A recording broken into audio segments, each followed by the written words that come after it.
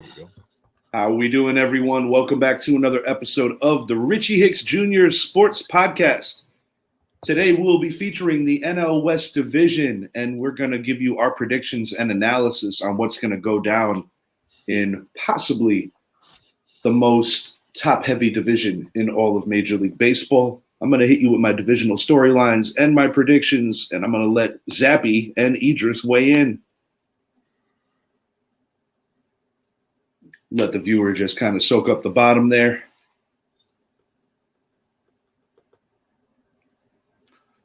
I'm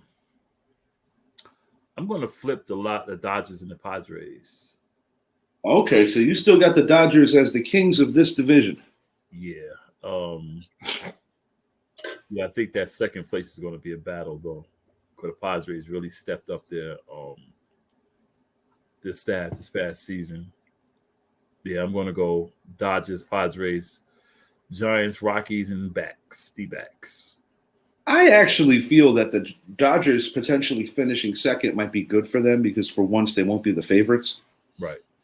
Because they clearly haven't succeeded under those circumstances. Zappy, your thoughts on my layout of how I see things playing?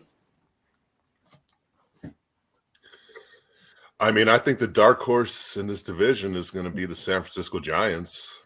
This is a team that's only 2 years removed from being a 100-win team. Mm-hmm. Obviously, we saw how hard they were going in on Aaron Judge as well as Carlos Correa during the offseason. Arson Judge, you're absolutely correct. John Heyman and all those who never won a spelling bee. The Dodgers, I think, are going to take a step back. You know, they've been the kings of the West and the kings of the NL really over the last 5-6 years, and all they have to show for it is the Mickey Mouse Trophy. Granted, that was not at Disney World; that was at Arlington with some fans in the stadiums. But the parade was near Disneyland. Anyway, it was a 60-game season. You can't tell anything after 60 games, although Dodgers probably would have been there. Who knows? I think losing some more star talent that they've lost is going to come back and haunt them. You know, losing Trey Turner, which was a big key piece to their offense, I believe is a big one. And you insert a guy like Miguel Rojas, where he's got a lot of upside. You still have a guy like Max Munson. You still have Freddie Freeman there, and you still have some good pitching. Mm-hmm. Dodgers, I believe, are going to be the second-place team. I mean, for the Padres, this is make or break for Bob Melvin. This team has underachieved, and they finally broke that barrier in the playoffs versus the Dodgers last year. And I don't necessarily know if that was the passing of the torch, but it goes to show what this Padres team can be. And then let's remember, they did go out there and they did bring in a nice shortstop out of Boston, and which puts Fernando Tatis out to the left field once he does return from his suspension. They did bring back all their pitchers. Mm-hmm. They gave Yu Darvish that extension. Musgrove is back. I like this Padres team. I think this Padres team is going to be the king of the West. The king of the West, king of the National League and the West next year. The D-backs, they're years away. You know, the one bright spot coming out this year is the fact that Corbin Carroll is going to be out there. They're the star prospect, number 2 ranked in all of baseball's prospects, and he should be coming in. That's why the D-backs did give him that nice lucrative deal this past week. Then you look at a kid like Drew Jones, Andrew Jones' son. He won't be inserted into this D-backs lineup for a few years. And the other one I look at is Ivan Melendez, the shortstop they drafted out of UT, another kid that won't be inserted probably till 2025. So the future is bright for the D-backs. They have a lot of young talent, but today they don't have much to go based off of. And as for the Rockies, you know, the Rockies are the Rockies. Even when they had guys like a Nolan Arenado and a Trevor Story out there, they just couldn't really put it all together to be a team that could compete. And here they are, 71 wins, I think is being nice. I think this team is going to be more in the 60s. But yeah, this is definitely a 3-headed race, and I think the Padres are in the lead. But they're going to win 10 out of 12 against the Diamondbacks. That's what pushes them to that. That's what that may be. But they're going to dominate the Diamondbacks. That's what gets them to that plateau. I'll say this: if Bob Melvin and the Padres get off to a slow start and they're flickering right there at the wild card and sitting there in third place, he's gone. There's no reason why, when you have this much talent, that you should not be running away with this division. I think the Dodgers will win the division, but not so much. I think they'll do what they do every year in the playoffs. I don't think they'll, I just had them winning the division, but it's not like I feel the Padres will overtake them in the playoffs. I just don't think. I don't know. I don't know. We'll see, but I just don't think the Dodgers will do much in the playoffs. They just that team that goes to the regular season, just run through everything, and once it comes to crunch time, let's go for this. Let's go for this pennant. They come up short, man. I actually lean towards Zappy with the Padres distancing themselves from the Dodgers. I still got the Dodgers as a 98-win team, to your point, Idris, about being a good regular season team. The one curiosity with me regarding the Padres, outside of the Bob Melvin situation, if they struggle, which I don't really see happening, I am curious to see if they're going to be interested in moving on from Fernando Tatis, being that they did replace him with Xander Bogaerts. Mm-hmm. Tatis could be had. I mean, shoot, I think of about a team like my New York Yankees. That could be a situation where you're talking about a interleague trade, two different leagues, trading two different guys, both World Series contenders. Mm-hmm. That would certainly alleviate the situation and the, just the confusion out in left field for the Yankees, something that I think could happen. I also think that Tatis is probably in a position where he needs a fresh start. Given all his troubles from last year, I'm just not sure if the Padres are as behind him as people may think. The one thing I want to look at first is Fernando Tatis will be returning to this lineup on April 23rd. I don't mean to interrupt you, Zappy. I just want to make a quick mention. Giants are expected to re-sign Sterling Shepard, according to Jeremy Fowler. Continue. Oh, look at that. Really? Okay. Look at that. What I was going to say is I look at this Padres team and with Fernando Tatis, and I think a lot of it's going to be based on what we see when he's in the lineup as opposed to not in the lineup. Mm-hmm. He's going to be back to the Padres on April 23rd. So he's only missing the first, 18 games? Not even a full month, which isn't too bad. So you figure most teams don't start hitting their stride till June-ish. About June. July, Especially with the new rules, I think it applies even more so this year. Something like that, yeah. So he's looking at coming back against the D-backs and then the Cubs and then the Giants, Reds. This is a guy where I think if you insert him into this lineup and if they're already averaging, let's say 6 runs a game, we'll go 5 runs a game. Yeah. And you put Tatis in there and their runs per game goes up. Their team batting average goes up. Everything goes up. Yeah, you got Machado. You have Soto. You got Mr. Utility. Jake Cronenworth. Yeah. You got Matt Carpenter in that lineup too now. So, they have hitters all around. So I think this is a good thing to have for the Padres, like you said, because while I can't see him playing in another uniform, I can see him playing with the Yankees. I can't see him playing somewhere in the American League. I do have this team winning the National League. That I will say. Let me ask you a question. Sure. With all these rules, basically like the DH and all this stuff, and what rules do we have in place to really separate the two leagues and not just call it one league? I think that day is over now, but I will say that I still think there's a philosophy in the National League that still applies even without the pitcher batting. Right. But no, it's definitely closed the gap in terms of differences because, I said it on a previous show that my old man used to always say, you don't start managing in the National League until the 7th inning. That, of course, was referring to the DH rule. Right. I actually think that this helps the National League more because for years in World Series of the past, many people would say that the National League doesn't have the bench pieces that an American League team would have. Like you look at the Yankees of the 90s, Right. where they would basically dust off Darryl Strawberry to come off the bench. Or, right. Guys that have the capability to hit 25 a year, but are basically shelf pieces until called upon. Right. But the only thing is just the DH. The DH, right? Yeah, I at this juncture, I think it's closed it. The Dodgers, I'm going to speak on them for a moment.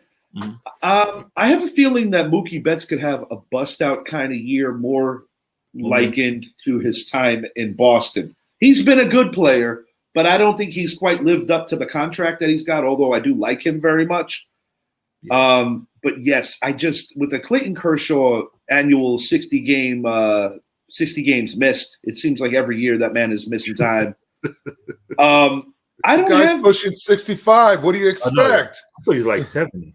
I just, when I think about the Dodgers, I just see too much complacency. The Giants, man, since they were in freaking New York, man. The Giants, I don't feel that great about. I really don't. I don't think the San Francisco Giants are going to do better than the record I gave them.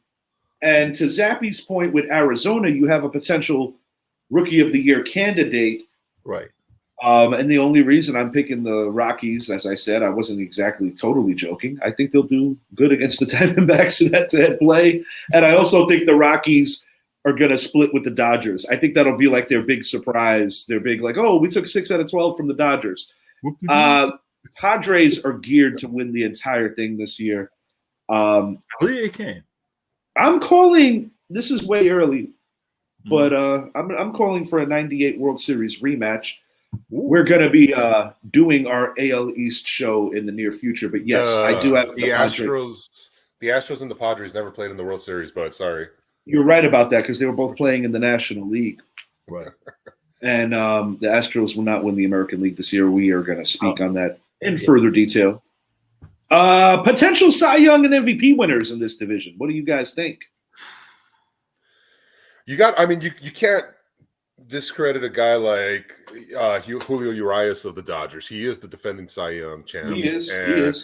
The guy is a great pitcher. He has great control of his pitches. Tom Gonsolin's another guy that under the radar keeps a tidy ERA. I think the Giants are going to need a big year from Logan Webb. And if they can get that from him, he will definitely be in the Cy Young conversation because this Giants team winning 90-something games as opposed to 81 games, I think falls on the arm of Logan Webb primarily, which is weird to say that. And if they do get to that point, I think Webb will be right up there in the conversation. From the Padres, I've been a huge fan of Yu Darvish ever since going back to his days when he was a Ranger, but Musgrove, I think, is the guy that can get the Cy Young out of this team. I do agree with Musgrove as the potential Cy Young. I guess Urias would be the smart money with the Dodgers. Webb is probably the only option on the Giants. I think with Webb, but see,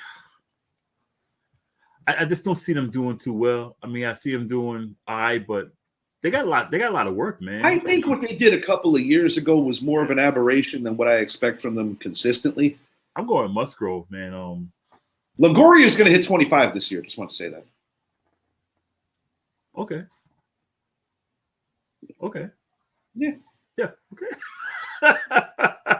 I gave him 90 wins because even though it's shortened from 19 to 12 in terms of playing your division, I think the one commonality, with the exception of the Dodgers and the Rockies, I have a vibe that the Rockies are going to give the Dodgers all they can handle this year, just based on matchups. Matchups are matchups. And they got a hell of a home run park, too. But I think the Dodgers will make it up with the Giants rivalry. But I do have all three of these teams really beaten down on the Diamondbacks and two of these three teams beaten down on the Rockies. The Rockies, that stadium, man. Whew. Everything flies out of there. Everything flies out of there. Everything flies out of there. I got to go to a game there, man, and just to watch. It's one thing to see it on TV, but to see the ball come off the bat live in Colorado, it's something else, man. That ball just travels. I could imagine. And it comes at you fast. There was a home run hit. It was actually hit by Arenado. It came right over my head, and that I've never seen a ball come so fast. And it was just like, oh my God. when they built that stadium, I was like, damn, okay. That's a nice stadium. Man. Oh, another thing about the Giants, just they struck out on Correa as well as Arson Judge. I did want to say that they did pick up Mitch Haniger. That could be 35 home runs, but it could also be 200 strikeouts. It depends on it depends on how you view it. I don't know. They had to get somebody. I'm not trying to take a dump on Mitch Haniger's game. I just think it's like there's so many other outfielders that are just like him. I don't think he does anything that is like ultra spectacular. Question to both of you, and I'm going to chime in on this as well. Who, if anyone, can challenge Aaron Judge's, let me finish my sentence, season of 62? There's only one name that comes to mind for me. Who, Barry Bonds? No. He's going to come back? No, look at everyone in this division. You have the possibility of a Freddie Freeman. Mm-hmm. But I think he tops out at 38 to 42. Yeah, I agree with you there. I think you're very accurate on that. I think a guy that can easily go off if he wanted to would be a Fernando Tatis. I think the guy's missing the first few weeks will hurt him, yes. Mm-hmm. But that's how good of a bat he has. We've seen him hit 42 home runs, and he did it pretty easily too. A couple years ago. Last year, obviously, his stats were down. Number 2 on the Padres in home runs, not one. Number 2. I do have Tatis hitting 39 this year. I've got Matt Carpenter hitting 33. Now Carpenter, but I don't think he'll get close. But I say 35. The two of them together can total 60. Oh, together? Oh yeah. But people don't remember duos; they remember the individual accolades. Together. No, this division's actually, I think, harder with considering that you have 3 potential teams that can win 100 games in this division alone. Oh, for sure. I think 2, though. I don't consider the Giants as a threat to win 100. I really don't. No, they just did it, so that you can't take that away. Yeah, they did a couple of years ago. I give you that. I just see it as more of an aberration, but time will legitimately reveal that. Anything else you guys want to chime in on before we move it along to start bench cut? Well, no, I think this is going to be the division everyone is going to be watching, this one as well as the NL East.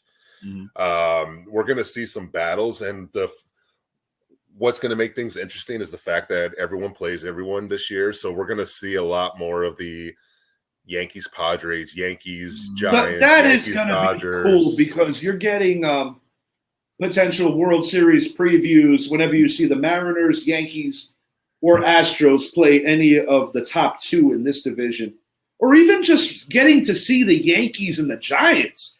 That used to be a huge thing back in the World Series of years and years ago. Even the Dodgers and Yankees, that draws a lot of heat. You got the Astros and Dodgers going back to the scandal. That draws a lot of heat. Mm-hmm. It's going to be exciting, man. It's going to be exciting. Met the Astros, man. They had a pretty good, few good rounds. Yes, Met the Astros, 1986. Bringing that back, 2 former National League rivals because, a lot of people forget the Houston Astros were in the National League a lot longer than they were in the American. Same goes for the Seattle Seahawks and football. Everybody forgets this was a team that was in the AFC, but the reason why so many forget is that's correct. Brewers were in the AL. Yeah. The team that Brett always manages to pick in that division. With the Brewers? Every year he picks that team. Oh, this is the year. No, that's not, Brett. No, it's not. Sorry, John Olsen. We love you, buddy. Greatest players in this division, start, bench, cut. The rules, you're going to start 1, bench 2, cut 2. Oh, we have the great Willie Mays, Tony Gwynn, Randy Johnson, Sandy Koufax, and Todd Helton. I'm going to allow Zappy to start this up.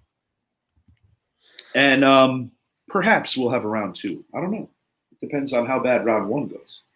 I think we're going to need to have a I didn't ask you for your Round opinion. two. I didn't ask you for your opinion. All right, I asked you to give me something here.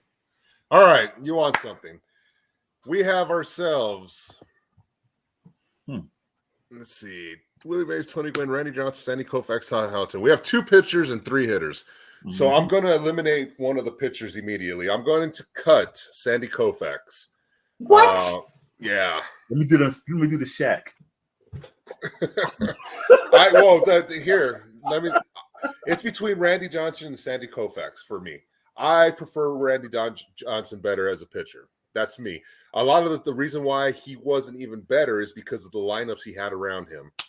If Randy Johnson played with this Dodgers lineup, he would have had more wins, more World Series, so on and so forth. So you can't take away from Randy Johnson. So I'm gonna, I know that's a shocker. I love Sandy, I really do, but I'm going Randy Johnson in this one, and then I'm going to cut Todd Helton. Is going to be my other cut, and simply because the Rockies really never did much. And while I'm not taking away anything from Todd Helton, he's not in the conversation with Tony Gwynn, one of the greatest hitters in baseball history. We're talking about a guy that could have, what was the statistic I saw on him where he could have gone 0-4 and whatever and still had a better batting average than a lot of players. Like, that says a lot about Tony Gwynn. And then I'm going to keep Willie Mays as well on the bench. So I always got to go with my starter. Randy's going to be my starter. I know I'm going to lose this one. Willie Mays and Tony Gwynn are going to be on the bench, and then Sandy and Todd are going to be cut.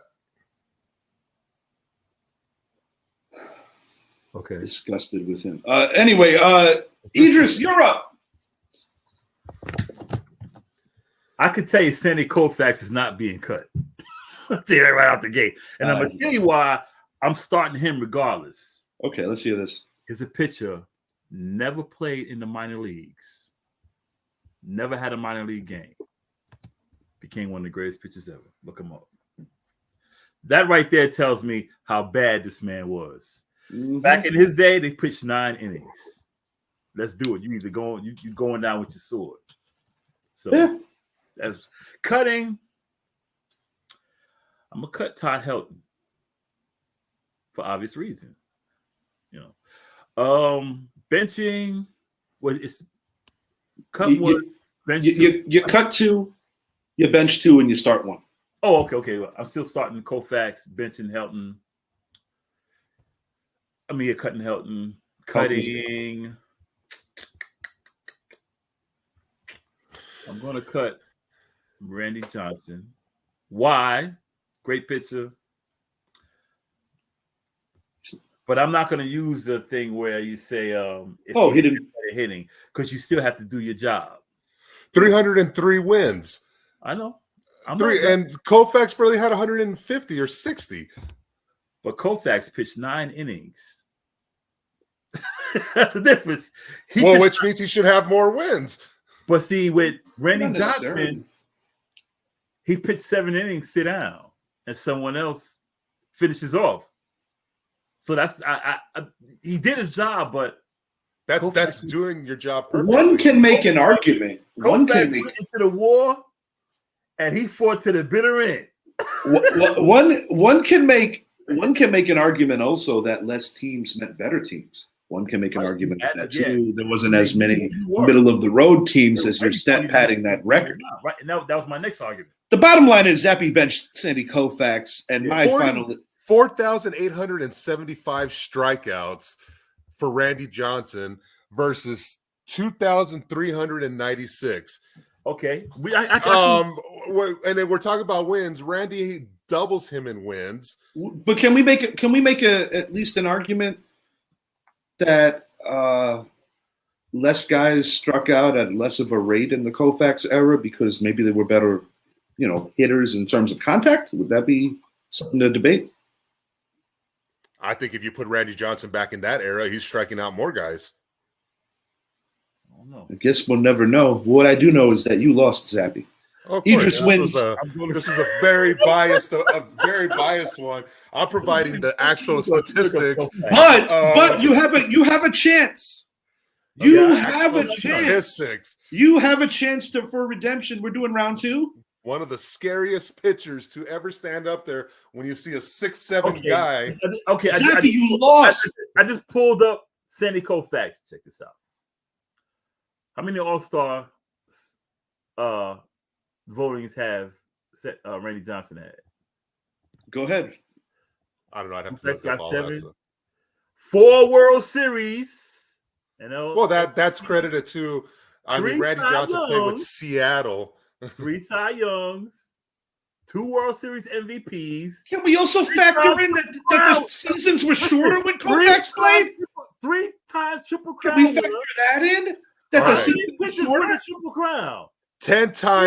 10-time All-Star, 5-time Cy Young. Okay.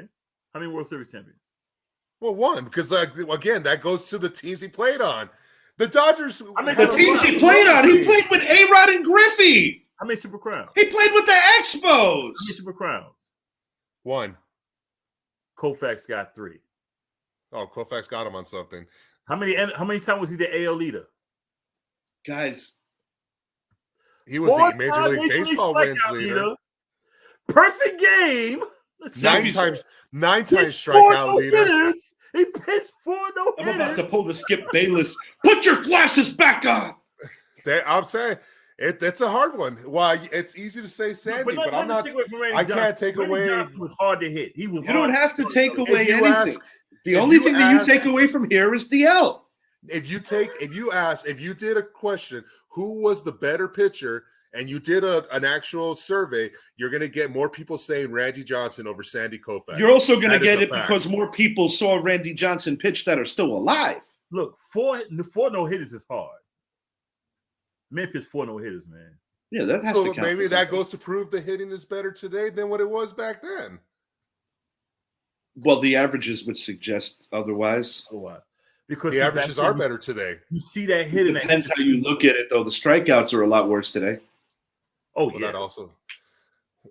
I don't know. I think this one was a lot closer. I think the fact that you automatically gave me the loss because I said cut Koufax because I went with I'm keeping 1 pitcher.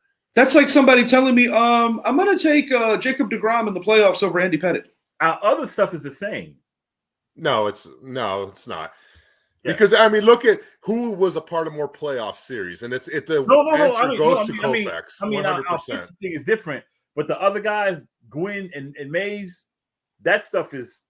I'm with you on that one. You're always going to take a pitcher to be your starter. That's just how it is, and that's why. That's why if he would have done all pitchers on this one, then I think it would have been an interesting one. We're going to move it along to the greatest World Series winner of. We only have 3, so we're going with 3. Start bench cut. 88 Dodgers, 01 Diamondbacks, and the 12 Giants. Idris, you're up first. Start 1, bench 1, and cut 1. As much as I hate to say this, the 01 Diamondbacks, I'm keeping. I'm starting. Well, this is interesting. I mean, 2 pitchers won that whole freaking World Series, man. Yeah, they surely did. They surely did. I mean, yeah, but those 2 pitchers, I mean, yeah, those 2 pitchers. They took down the Yankees themselves. Yeah, they legitimately did. Young Kim almost gave it up, but nonetheless. Yeah. So they're your starter. Yeah, benching. I'm gonna. Ooh. Yeah, it's a little tricky. Well, I'm gonna cut the Giants and I'm gonna flip. Dang. I'm gonna start the 88 Dodgers. So you're starting the 88 Dodgers and you're backing up the Diamondbacks to your bench. Wouldn't the 88 Dodgers with what's his name come off the bench with the broken leg? Well, not broken leg, but yeah, he couldn't walk. Kirk Gibson. Kirk Gibson. Not to mention Oral Hershiser. Yeah, and Oral Hershiser was a bad man. But and there's a bigger reason why I may very well agree with you again here, but I got to see what Zappy's rebuttal is. So, Idris, you are starting the 88 Dodgers. You are benching the 01 Diamondbacks, and you are cutting the 2012 San Francisco Giants. All right, Zappy, you are up. All right. I am right off the bat. I'm going to cut the 2012 San Francisco Giants. Reason being is this is a team that was 2 years removed from winning the World Series already against my Rangers. So it wasn't anything fresh. They'd been there. They already knew how to win. Well, they beat a better team in 12 as opposed to your Rangers. That's why I assume it. I mean, you like that little salt I just threw? But yeah, it was. I don't know. I agree with Zappy on that because they were already winners. They already knew what to do. And then, I mean, they swept the Tigers 4-0. I don't know. Then I'm going to bench the 1988 Dodgers. Tommy Lasorda going out there versus the Oakland A's. They win that series 4-1. It wasn't much of a series, plus there was all the other things that went along with it. Wasn't that the earthquake series too? No, that wasn't. Oh, was it the next year? Yeah. The Giants A's. I couldn't remember which one it was. It was the Giants A's. Okay, so then but I'm going to start the series that went to 7 games. Mm-hmm. I'm going to start the series that had a pitching matchup. We're talking about what the D-backs had. We're talking about what the Yankees had. We're talking about what was arguably the best Yankees team. And when you talk about those championships throughout that time, they were going for 4 in a row in 2001? They were going for so 4 in a row. There's that factor as well. The D-backs preventing the Yankees from getting 4 World Series in a row. The D-backs were the underdogs. But like you said, it was through the arms of the one, Randy Johnson, and Curt Schilling. What they did, and then to see the D-backs didn't have that. I mean, yeah, they had Luis Gonzalez. They had Craig Biggio. They had a couple of other guys. But they didn't. When you compare the lineups of the Yankees and the D-backs, Yankees should have won that series in 5, maybe 6 games, but they didn't. So I'm going with that order. Like I said, I'm cutting Giants just simply because they had just won the World Series 2 years before that. Benching the Dodgers because it was a longer stretch. I think it had been 8 years before that they had last won. And for the D-backs, you look at everything, their first World Series, stopping the Yankees from being a 4P champ, and so on and so forth. While I do think that you made some solid points on this, I'm going to give you how I broke this. I agree with both of you that the 12 Giants should and would be cut. But this is the thing. You said something that didn't agree with me when you said possibly the best Yankees team of the 4. That is malarkey. The 1998 Yankees are the best team that ever existed in terms of a statistical value between the regular and postseason. Reason I'm starting the 88 Dodgers, Orel Hershiser, one of the greatest postseasons I've ever witnessed. The Kirk Gibson home run not only stole game 1, but swayed momentum in a big, big way. And let's not forget, the Oakland Athletics won the American League 3 consecutive years during that time. And I do strongly believe that the 88 Oakland Athletic team, although losing 4-1, was their best actual team. And at the time, they had the best closer in the league in Dennis Eckersley. I do agree with the 01 Diamondbacks making it, but being on my bench. And the reason why is because you kind of said it. They were not better than the Yankees, but 2 men legitimately dominated that series. But I don't believe that that was a quality of Yankee team that we saw in 98, 99, so to speak. Or for that matter, even a Yankee team that fell short in 97. The 96 Yankees were a little bit of a dog. 2000 Yankees were the worst of that period. They didn't win 90 games, but ended up with a World Series. And this is the reason why I give Idris the clean sweep 2 in a row. Oh, help me. What did Steve Young say? Help me get the smoky off my pack. Oh, Idris pulls this one out 2-0 over Mike Zappi. But I like both points. I do. I do. But I do believe that 88 Dodgers team was very special. And I also want to make a mention that it's actually the first World Series I sat down and actually legit watched, even though I was little. Very polarizing. And it was followed by the original Wonder Years episode where Kevin was getting some work in with Miss Winnie. Working, yeah. You know what?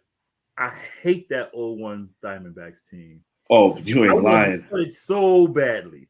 Now, if this was a start bench cut about greatest World Series, yeah, I would probably say that 01 Diamondback versus Yankees. Greatest World Series? Yes. Greatest World Series winner of these three? I still lean towards the 88 Dodgers. And I also want to make a mention that 88 Dodgers defeated one of the greatest New York Mets teams of all time in the NLCS. Mm-hmm. I do think the Yankees, the 0-1 Yankees, pulled one out of their hat, defeating the greatest regular season team in all time, the Seattle Mariners. But unfortunately, I think that took a lot out of them. That was also a contributing factor. You know that 88 Dodgers team did to the Mets? Yeah. I mean, you know, the 88 Mets team, most people would say was better than their 86 team. Sent them to 30 years of misery. You ain't lying. And that is a big reason why I specifically picked the Dodgers there. NL West is going to be a hell of a division this year. You said what? NL West is going to be a hell of a division this year. My pick is the Padres to win and to go to the World Series. Do you guys have a World Series I'm gonna go with appearance out of anybody in this division? I think the Padres. I think they'll get a wild card, but I still think they'll come out of the West. So me and you are in agreement on the Padres. Zappy, are we all agreeing here? Are the Padres going to go to the World Series, or do you feel strong about the Braves or someone else? I think the National League comes down to the Padres and Braves, and it's going to come down to whoever's pitching better in that series. I'm going Padres as well today. Oh, wow. We all got the Padres. But there's just something about this Braves team this year that I feel they're going to be very, very dangerous. And that's my NLCS, Braves, Padres. Yeah, that's mine too. How about now that we've covered. Same thing. Wow. So we all got the same two teams going to the NL.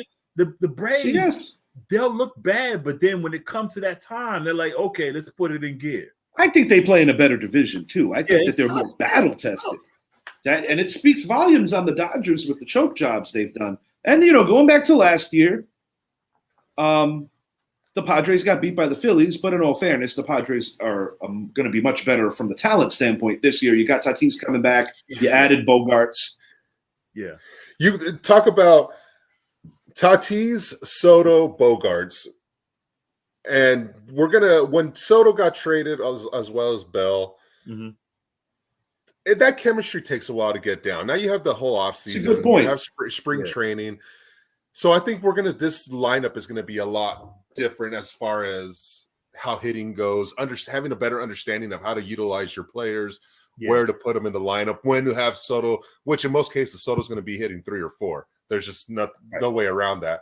And especially when you have the likes of Fernando Tatis and Xander Bogaerts there, two guys that could easily get on base.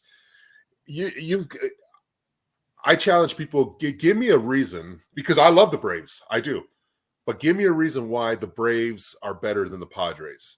And it's really hard. It's really hard because I can make a fair argument for both, but I need to know what separates I'm going to give you the only thing that separates them. And this is based on recency. Mm-hmm.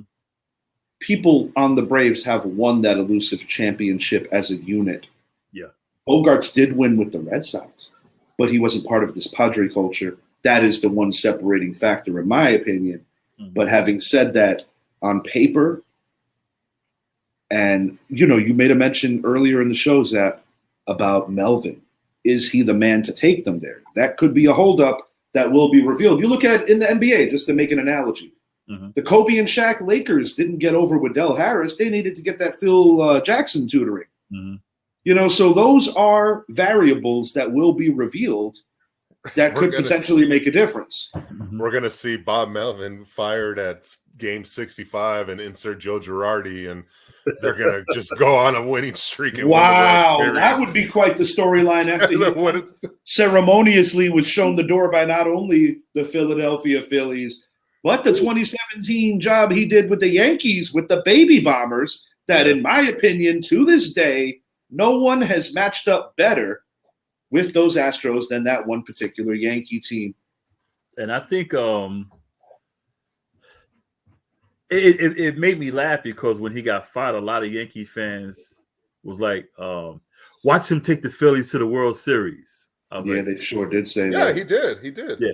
He did take him to the World Series. Just Not as a coach. He took them as players. He and was fans. he was flying the plane. Before we sign off, You threw me off on that one.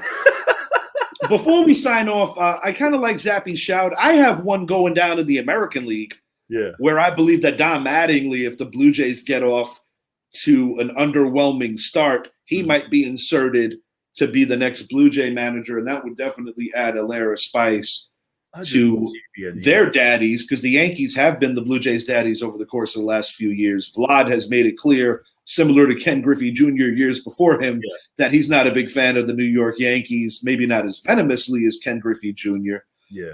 But I got to say, this is going to be one hell of a division. We all have the Padres going to the World Series here, and I think we all agree that they'll be playing the Braves. To come soon, we've got Zappy's AL West as well as mine and Idris's AL East. We look forward to doing that, and keep your eyes peeled for more movie shows that are going to be coming with the movies that advanced, in addition to just more content. We are getting close to baseball season, and there's going to be a massive, huge, just newsworthy, constant news coming out of the NFL with free agency opening up. Incredibly close. I have a question. All right. You were talking about Fernando Tatis and the fact that he might not be a Padre, say, by the trade deadline. Mm-hmm. Which team and what in return are you looking for if you're Bob Melvin and the Padres? What is the one thing this team needs? Because when I look at them from more arms. Yeah, more arms. That's all I can think of. But they don't need a closer. They already got one of the best ones. No, they have that in Hader. Maybe help the bridge to get to Hader, but That's definitely an arm. You got to get an arm if you're gonna move. They can fleece somebody's minor league system for sure if you're moving Tatis. And no, I don't think he'll be a Yankee. It was more of a hypothetical. I'll make that trade in the show any day, though. But it'd be interesting because if you talk about the Yankees, you have Anthony Volpe, your prospect that should be coming out this year. That's a shortstop right there. There's pieces. Yeah. There's pieces. I just don't know if it's going to happen because the Yankees have been very anal retentive about moving on from some of these guys. For Idris and Zappy, I am Richie. Thank you for watching, guys, and we will be back soon with our two other divisions, both out of the West and East, the AL. Yep. Until next time, we are out.